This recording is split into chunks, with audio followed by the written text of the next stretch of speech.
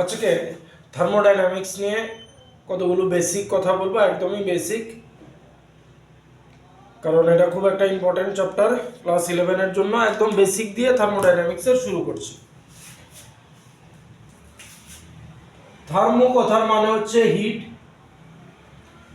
আর dynamics কথার মানে হচ্ছে রিলেটেড টু মোশন। তাহলে এটার যদি কম্বাইন করি, হিট এবং তার সাথে রিলেটেড মোশনের কথা বলা হয়েছে। আচ্ছা, একটা জিনিস যেটা হচ্ছে, আমরা যখন কোনো কাজ করি তখন হিট প্রডিউস হয়, বা হিট দিয়ে অনেক কাজও করানো যায়। যেমন আমরা হিট দিয়ে প্রেসার কুকারে রান্না করছি, আবার দুটো হাত যদি এভাবে রাব করি বা কোনো কিছুর যদি ফ্রিকশন হয়, সেখানেও কোনো ওয়ার্ক হচ্ছে, ওয়ার্কের ফলে হিট প্রডিউস হচ্ছে। তাহলে হিট দিয়ে ওয়ার্ক করানো যায় বা ওয়ার্কের ফলে হিট প্রডিউস হয়। তাহলে হিট আর ওয়ার্ক ইন্টার রিলেটেড। এবার কথা হচ্ছে, এখানে কিছু লসের ব্যাপার চলে আসছে। যেমন একটা সিম্পল এক্সাম্পল দেখি, আমরা সবাই মাটির চুলা দেখেছি, এখানে আগুন দেই, এখানে কিছু না কিছু আমরা কুক করি। তো এখানে হিট প্রোভাইড করছি, হিট এখানে রান্না করছে, কোনো কিছুকে কুক করে দিচ্ছে।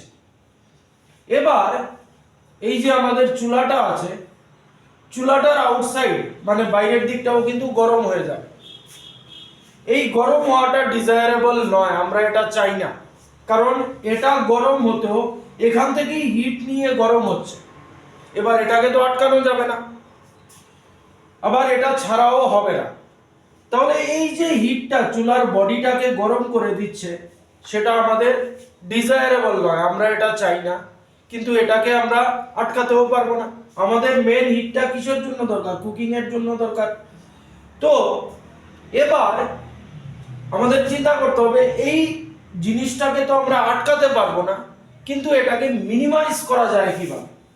যদি আমরা এরকম করি, চুলার বাইরে দিয়ে কোনো মেটালের মেটালের পাইপ এরকম করে পেঁচিয়ে দিয়েছি, আর এই পাইপটাকে যদি জলের ট্যাপের সাথে কানেক্ট করে দিই, তাহলে এই জলটা এভাবে যখন বেরিয়ে আসবে, তখন আমরা এটা দিয়ে হট ওয়াটার পাবো। তাহলে দেখো, চুলার বডিটা গরম হচ্ছে, এটাকে আটকাতে পারছি না, কিন্তু এই যে আমাদের হিটটা নষ্ট হতে যাচ্ছিল, সেই হিটটাকে আমরা ইউটিলাইজ করে দিয়েছি। মানে কিভাবে আমাদের ওয়েস্টটাকে, যেটা নষ্ট হয়ে যাচ্ছিল, সেটাকে মিনিমাইজ করা যায়। তো থার্মোডাইনামিক্স বেসিক্যালি আমাদের শেখায় how to minimise this loss. আচ্ছা, এই হচ্ছে কথা। থার্মোডাইনামিক্স পড়তে গেলে আমাদের তিনটা জিনিস লাগবে, একটা হচ্ছে প্রেসার, একটা হচ্ছে টেম্পারেচার, আর একটা হচ্ছে ভলিউম, আর আরেকটা হচ্ছে সবসময় জিনিসের মধ্যে পাবে থার্মোডাইনামিক্স করতে গেলে সিস্টেম। আচ্ছা, এই প্রেসার, টেম্পারেচার, ভলিউম থার্মোডাইনামিক্সের সবথেকে ইম্পর্টেন্ট জিনিস। এগুলোকে বলা হয় থার্মোডাইনামিক্স ভেরিয়েবল। আর সিস্টেম কি জিনিস? যেমন আমার কাছে রুম টেম্পারেচারে জল আছে, সে এখন টেম্পারেচার 22 ডিগ্রি সেন্টিগ্রেড। তো আমার কাছে যেই জলটা আছে, সেটার টেম্পারেচারও 22 ডিগ্রি সেন্টিগ্রেড। তাহলে এটাকে যদি আমি একটা সিস্টেম মানি, সিস্টেম মিন্স কি নিয়ে আমি কাজ করব, এটাকে যদি সিস্টেম 1 মানি, তাহলে এর একটা নির্দিষ্ট প্রেসার আছে, সেটাকে P1 ভাবলাম। এই জলটার একটা ভলিউম আছে, সেটাকে V1 ভাবলাম। এই জলটার একটা টেম্পারেচার আছে, সেটাকে T1 ভাবলাম। এটা হলো আমার সিস্টেম 1। মানে আমি যে জিনিসটাকে অবজার্ভ করছি বা যেই জিনিসটা নিয়ে কাজ করব, সেটা আমার সিস্টেম। তাহলে ওই সিস্টেমটার একটা প্রেসার থাকবে, একটা ভলিউম থাকবে, একটা টেম্পারেচার থাকবে। এবার সে এটাকে আমি হিট দিলাম, হিট দিলে এবার যদি হিট সাপ্লাই করি এখানে, তাহলে টেম্পারেচার বাড়বে, সে মনে করলাম টেম্পারেচার হয়ে গেল T2। এবার হিট দিলে জানি আমরা আমাদের এক্সপানশন হয়, ভলিউম বেড়ে যাবে, V2 হয়ে গেল, প্রেসারও চেঞ্জ হবে, প্রেসার হয়ে গেল P2। বা টেম্পারেচার যদি কমাই তাহলে এই ভেরিয়েবলগুলো চেঞ্জ হবে, তখন সেটাকে বলবো আমরা সিস্টেম 2। মানে ইনিশিয়ালি যা আমাদের অবজারভেশন ছিল, মানে যেই জিনিসটাকে আমরা অবজার্ভ করছি বা কাজ করব যেই জিনিসটা নিয়ে, সেটা আমাদের সিস্টেম। শুরুতে তার টেম্পারেচার কি ছিল সেটা একটা রিডিং, তারপর আমরা আইদার ওটাকে হিট দিয়েছি বা ওটাকে ঠান্ডা করে দিয়েছি, তখন ওটার প্রেসার, ভলিউম, টেম্পারেচার সব কিছুই কমে যাবে, সেটা হয়ে যাবে সিস্টেম 2। এরকম টেম্পারেচার চেঞ্জ করলে, ভলিউম চেঞ্জ করলে, প্রেসার চেঞ্জ করলে সেটা হয়ে যাবে সিস্টেম 3। তো আমাদের অবজারভেবল যেই জিনিসটা আছে বা যেটা নিয়ে কাজ করছি, সেটা different temperature, volume, pressure different টাইমে, সেটাকেই বলা হবে সিস্টেম 1, সিস্টেম 2, এটসেট্রা এটসেট্রা। আচ্ছা, এবার আসবে আরেকটা জিনিস,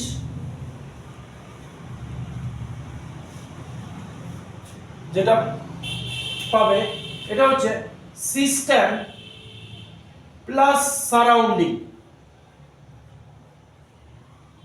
সারাউন্ডিং ইকুয়ালস টু ইউনিভার্স।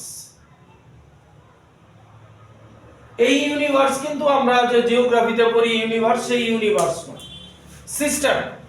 যেমন আমরা ভাত রান্না করছি, কোনো একটা কন্টেনারের ভেতর চাল নিয়েছি, জল দিয়েছি, হিট দিয়েছি, মানে এই যে কন্টেনারে ভাত, চাল নিয়েছি, জল নিয়েছি, হিট দিচ্ছি, সেটা আমাদের সিস্টেম। এবার সেই কন্টেনার আছে, এটাকে আমরা হিট দিয়েছি, এই আমাদের সিস্টেম, এটাকে আমরা সিস্টেম মানলাম। আর এর বাইরে যে অ্যাটমসফিয়ারটা আছে সেটা হয়ে গেল তার সারাউন্ডিং, এই সারাউন্ডিং। আর এই দুটো মিলে হবে আমাদের ইউনিভার্স। তাহলে সিস্টেম আর সারাউন্ডিং এর মধ্যে এখানে একটা ইনভিজিবল বাউন্ডারি আছে। এবার সিস্টেম আর এই তার বাউন্ডারির বাইরে যেটা আছে সেটা হলো সারাউন্ডিং। এই দুটো মিলে হয়ে যাবে ইউনিভার্স। যেরকম আমরা এরকম মনে করতে পারি, ঘরের ভেতর রান্না করছি, যেটাই মানে রান্না করাটা আমাদের সিস্টেম, মানে যেটাকে আমরা অবজার্ভ করছি সেটা আমাদের সিস্টেম। এবার ঘরের ভেতরের পরিবেশটা সেটা হয়ে যাবে সারাউন্ডিং। এই দুটো মিলে এই সিস্টেমের জন্য হয়ে যাবে ইউনিভার্স। এটা থার্মোডাইনামিক্সে খুবই ইউজ হবে। এবার আরেকটা জিনিস, ডিফারেন্ট টাইপস অফ সিস্টেম, এটা একটু নোট করে নেব। ডিফারেন্ট টাইপস অফ সিস্টেম কি, এটা একটু নোট ডাউন করে নেবে। Open system, closed system, isolated system. Isolated system, এখানে লিখলাম হিট ট্রান্সফার, এখানে লিখলাম মাস ট্রান্সফার। মাস ট্রান্সফার কি আসছে জিনিসটা দেখো। আচ্ছা, ওপেন সিস্টেম। এবার আমি একটা সিস্টেম কনসিডার করছি যে জল গরম করব। তাহলে কন্টেইনারে জল দিয়েছি, হিট দিয়েছি, তাহলে কন্টেইনারের জল গরম হবে। তাহলে বলতে পারি আমি যে হিটটা প্রোভাইড করেছি সেটা আমার সিস্টেমের মধ্যে ট্রান্সফার হচ্ছে। তাহলে বলতে পারি হিটটা সিস্টেমের মধ্যে ট্রান্সফার হচ্ছে। এবার এই হিট যদি দিতে থাকি, একটা সময় আসবে যখন জল গরম হবে, বাবলস আসবে, আরও দিতে থাকলে এক সময় জল স্টিমে কনভার্ট হবে, মানে সিস্টেম থেকে জল আস্তে আস্তে সারাউন্ডিংয়ে চলে যাচ্ছে। তাহলে বলতে পারি হিট দেওয়া কন্টিনিউ রাখলে আমার মাস ট্রান্সফার, মাস বলতে এখানে জলটাকে বোঝানো হয়েছে, তাহলে হিট দেওয়া যদি আমি কন্টিনিউ রাখি তাহলে সিস্টেম থেকে সারাউন্ডিংয়ে আমার মাস ট্রান্সফার হবে। তাহলে ওপেন সিস্টেমে হিট ট্রান্সফারও হয়, মাস ট্রান্সফারও হয়। আচ্ছা, এবার আসি ক্লোজ সিস্টেমে। একই কন্ডিশন, আগে যেটা বলেছিলাম, জল গরম করছি, কিন্তু এবার কি করেছি, কন্টেনারটার উপর কোনো কিছু দিয়ে ঢেকে রেখেছি কন্টেনারটা, তাহলে হিট তো ট্রান্সফার হবে। এবার যেহেতু আমি ঢেকে রেখেছি, এবার জল স্টিমে কনভার্ট হবে, কিন্তু সিস্টেমটা মানে কন্টেনারের বাইরে যেতে পারবে না, সারাউন্ডিংসে যেতে পারবে না। তাহলে ক্লোজ সিস্টেমে বলতে পারি মাস ট্রান্সফার হবে না, হিট ট্রান্সফার হবে কিন্তু মাস ট্রান্সফার হবে না। এবার আসি আইসোলেটেড সিস্টেম।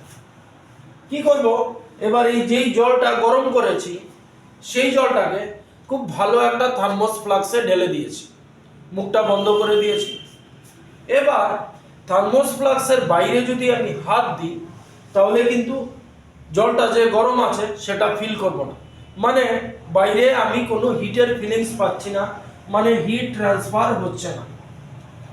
আর এটার মুখ বন্ধ, ঢাকা বন্ধ করে দেওয়া আছে, মুখটা বন্ধ করে দিয়েছি, ক্যাপ বন্ধ করে দিয়েছি, তাহলে এটার থেকে জল মানে মাসও বাইরে বেরোতে পারবে না, তাহলে বলতে পারি মাস ট্রান্সফারও হচ্ছে না। তাহলে open system, close system, isolated system mainly আমাদের ডিপেন্ড করবে হিট ট্রান্সফার আর মাস ট্রান্সফারের উপর। এই জিনিসটা একটা স্ক্রিনশট নিয়ে নিও। চলে যাচ্ছি নেক্সট টপিকে। তাহলে সিস্টেম গেল, এবার আসছি বাউন্ডারিতে। বাউন্ডারি অনেক রকমের আছে, যেই দুটো তোমাদের জন্য খুব ইম্পর্টেন্ট সেই দুটো নিয়ে কথা বলছি। ডায়াথার্মিক বাউন্ডারি,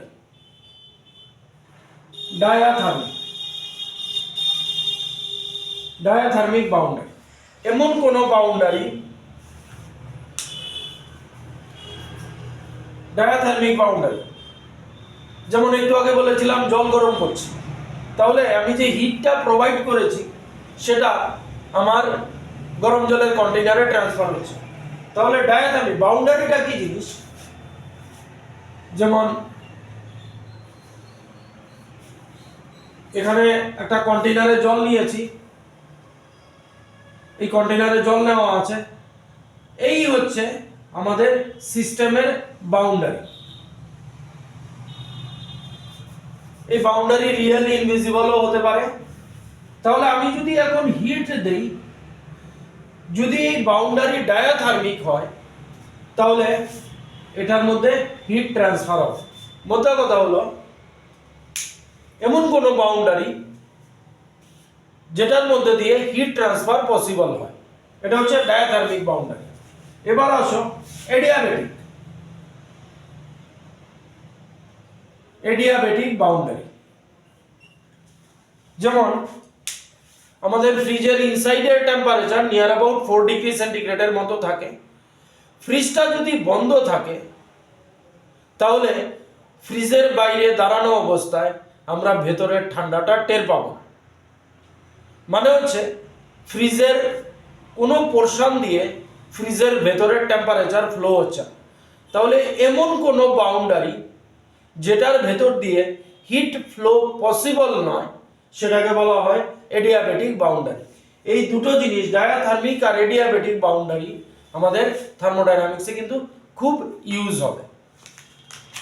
আচ্ছা, নেক্সট বাউন্ডারির ব্যাপার গেল। ফার্স্ট আসছে থার্মোডাইনামিক্সের ল।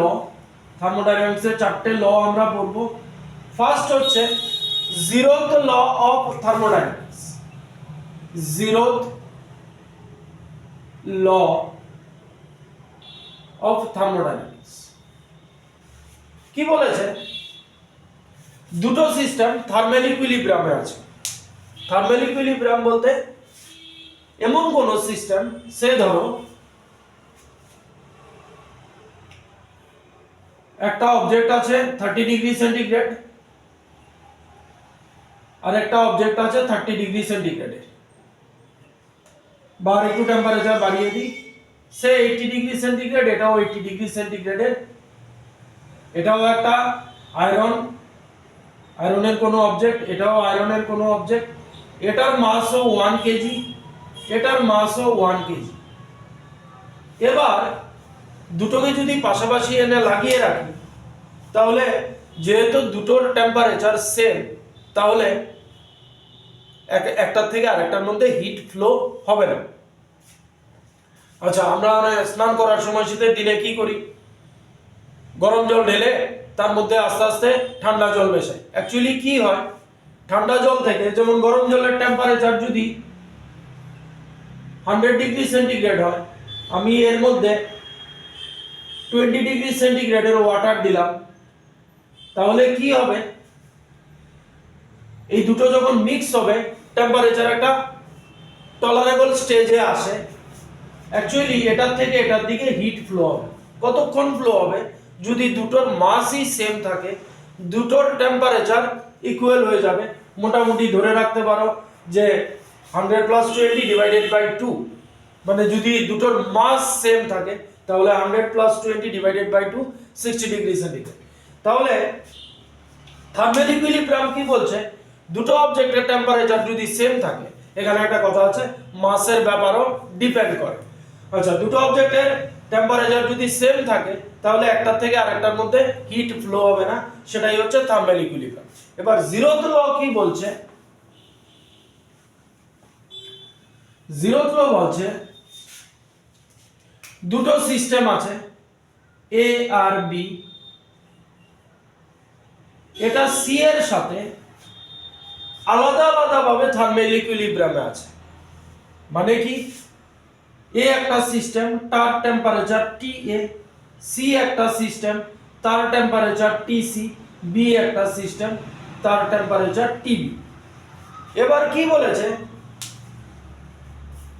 এ আর সি এবং বি আর সি থার্মাল ইকুইলিব্রিয়ামে আছে। মানে এ আর সি নিজেদের মধ্যে থার্মাল ইকুইলিব্রিয়ামে আছে, বি আর সি নিজেদের মধ্যে, মানে এই দুটোর টেম্পারেচার সেম, এই দুটোর টেম্পারেচার সেম, মানে TA = TC। আবার বলেছে TB = TC। তো এখান থেকে পরিষ্কার বোঝা যায় TA = TB হবে। তাহলে জিরোথ লটা কি বলেছে?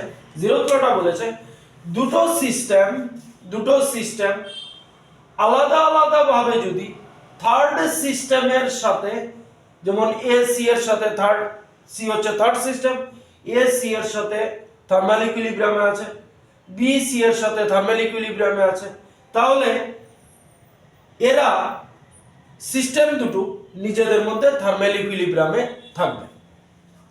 এবার এখানে একটা কথা বলে নিই, জিরোথ ল এতটুকুই, কিন্তু এখানে খুব একটা ইম্পর্টেন্ট কথা হচ্ছে,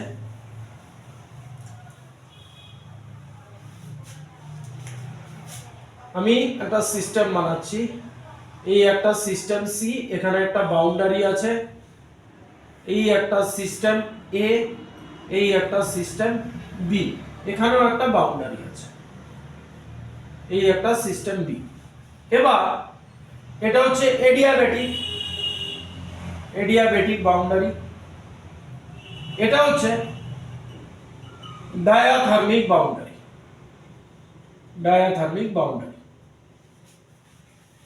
তাহলে এর থেকে সি এর দিকে হিট ফ্লো হতে পারবে, বি এর থেকে সি এর দিকে হিট ফ্লো হতে পারবে। সেম মনে করি এর টেম্পারেচার 40 ডিগ্রি সেন্টিগ্রেড, বি এর টেম্পারেচারও 40 ডিগ্রি সেন্টিগ্রেড, সি এর টেম্পারেচার সে 80 ডিগ্রি সেন্টিগ্রেড। আচ্ছা, তাহলে এডিয়াবেটিক বাউন্ডারি আছে, এর থেকে বি এর দিকে হিট ফ্লো হবে না। কিন্তু এখানে ডায়াথার্মিক বাউন্ডারি আছে, এর থেকে সি এর দিকে হিট ফ্লো হবে, বি এর থেকে সি এর দিকে হিট ফ্লো হবে। তাহলে সরি ডায়াথার্মিক বাউন্ডারি আছে, এদিক থেকে নয়, সি এর থেকে এর দিকে হিট ফ্লো হবে, কারণ এর টেম্পারেচার বেশি, সি এর থেকে বি এর দিকে হিট ফ্লো হবে। তাহলে এখান থেকে এখানে হিট ফ্লো হবে, এখান থেকে এখানে হিট ফ্লো হবে। তাহলে একটা সময় আসবে এ আর সি এর টেম্পারেচার ইকুয়াল হয়ে যাবে, বি আর সি এর টেম্পারেচার ইকুয়াল হয়ে যাবে। তাহলে তখন বলতে পারবো এর টেম্পারেচার ইকুয়ালস টু বি এর টেম্পারেচার ইকুয়ালস টু সি এর টেম্পারেচার। কিন্তু যদি এবার উল্টোটা করে দিই, এটাকে এডিয়াবেটিক করে দিই, এটাকে ডায়াথার্মিক করে দিচ্ছি, তাহলে এই হিট ফ্লো হবে না, কিন্তু এদিক থেকে এদিকে হিট ফ্লো হবে। কিন্তু যেহেতু এই দুটো ইকুয়াল টেম্পারেচারে আছে, তাহলে এই দুটোর মধ্যে কোনো হিট ফ্লো হবে না, আর এদিক থেকে এদিকে তো হিট ফ্লো হতেই পারবে না। তাহলে তখন বলতে পারবো এ বি সি তিনটে কিন্তু থার্মাল ইকুইলিব্রিয়ামে নেই। জিরোথ ল আমাদেরকে এটাই শেখাচ্ছে। তাহলে জিরোথ ল থেকে আমরা একটা জিনিস ডিটারমাইন করতে পারি, সেটা হচ্ছে টেম্পারেচার। জিরোথ ল আমাদের একটা জিনিস শেখায় যে টেম্পারেচার কি জিনিস। তাহলে জিরোথ ল থেকে টেম্পারেচারের ডেফিনেশন কি পাই, যে এমন একটা ফিজিক্যাল কোয়ান্টিটি যেটা ডিসাইড করে হিট ফ্লো কোন দিক থেকে কোন দিকে হবে। তাহলে যদি আমি এখানে কোনো বাউন্ডারি না রাখি, তাহলে কি হবে, অফকোর্স এদিক থেকে এদিকে হিট ফ্লো হবে, এখান থেকে এখানে হিট ফ্লো হবে, কিন্তু এখান থেকে এখানে হিট ফ্লো হবে না, কারণ দুটোর টেম্পারেচার ইকুয়াল। তাহলে জিরোথ ল আমাদের শেখাচ্ছে যে টেম্পারেচার এমন একটা ফিজিক্যাল কোয়ান্টিটি যেটা ডিসাইড করবে হিট কোন দিকে ফ্লো হচ্ছে। এটাই হচ্ছে জিরোথ ল এর মূল কথা। আচ্ছা, নেক্সট আসো, আজকে কোনো নিউমেরিক্যালসে যাব না, গেল জিরোথ ল। তারপরে first law of thermodynamics. First law কি বলেছে, delta Q equals to delta U plus delta W. কি বলছি, কিউ হচ্ছে হিট এনার্জি, ইউ হচ্ছে ইন্টারনাল এনার্জি, ডব্লিউ হচ্ছে ওয়ার্ক। ইন্টারনাল এনার্জি বলতে কোনো একটা অবজেক্টের যা কাইনেটিক এনার্জি, পটেনশিয়াল এনার্জি, যা যা এনার্জি একটা অবজেক্টের ভেতর আছে সেই সবগুলিকে বোঝানো। তো কি বলছে ফার্স্ট ল, কোনো একটা সিস্টেমের মধ্যে আমরা হিট এনার্জি প্রোভাইড করলাম, সেই হিট এনার্জিটা সিস্টেমের ইন্টারনাল এনার্জি বাড়াবে, তার সাথে ওই সিস্টেম কিছু ওয়ার্ক ডান করবে। আমি আরেকটু এক্সপ্লেইন করব। আমি জাস্ট সিম্পল ওয়ার্ডে বললাম, আমি যতটুকু হিট এনার্জি কোনো একটা সিস্টেমে প্রোভাইড করেছি সেটা কার সমান হবে, সেটা হবে তার ইন্টারনাল এনার্জি বাড়াবে এবং সেটা কিছু কাজ করবে। এই দুটোর সাম এই আমার গিভেন হিটের সমান হবে। সব কোয়ান্টিটি জুলে হবে, সব কিছুর ইউনিট জুলে হবে। আচ্ছা, এবার এটাকে বলা হয় পাথ ফাংশন। পাথ ফাংশন, এটাকে বলা হয় স্টেট ফাংশন,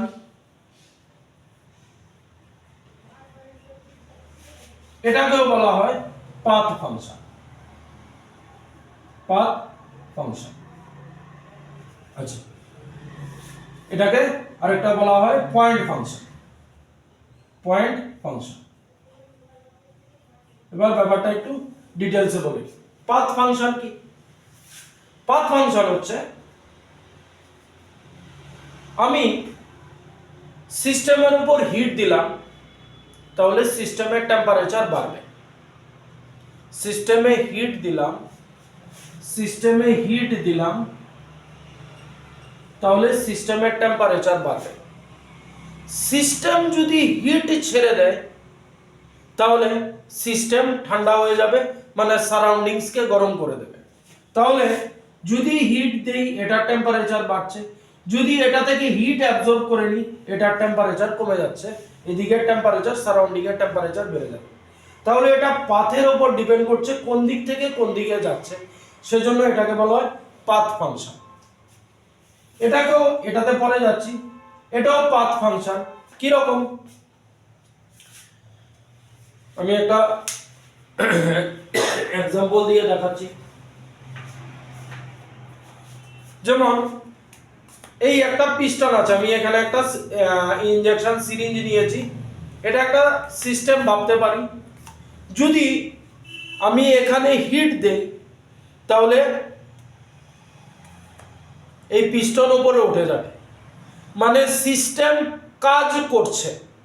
আমি হিট দিলাম, পিস্টন উপরে উঠে গেল, মানে সিস্টেমের ওপর কাজ হচ্ছে।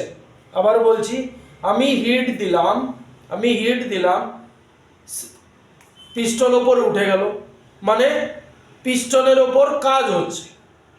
এবার এরকম না করে পিস্টনকে যদি নিচের দিকে চেপে দেই, তাহলে পিস্টন কাজ করছে। যদি এরকম করতে থাকি তাহলে কিন্তু এই জিনিসটা গরম হয়ে যাবে। যেমন এখনই 2-3টে প্রেস করার পর এটা গরম হয়ে গেছে হালকা। তাহলে আগের বার কি বলেছি, এখানে সিস্টেমে হিট দিলাম, পিস্টন উপরে উঠে গেল, মানে আমি হিট দিয়ে সিস্টেমকে কাজ করিয়েছি। এবার এটাকে যদি প্রেস করি এরকম ভাবে, তাহলে সিস্টেম কাজ করছে, এটা গরম হয়ে যাচ্ছে। তাহলে এটাও একটা পাথের ওপর ডিপেন্ড করলো। এই যদি হয় তাহলে আমি সিস্টেমের ওপর কাজ করেছি, আর এই যদি হয় সিস্টেম কাজ করেছে। সেজন্য এটাকেও বলা হয়, ওয়ার্ক ডানটাকেও বলা হয় পাথ ফাংশন। এবার আসো স্টেট ফাংশন, যেটা হচ্ছে ইন্টারনাল এনার্জি।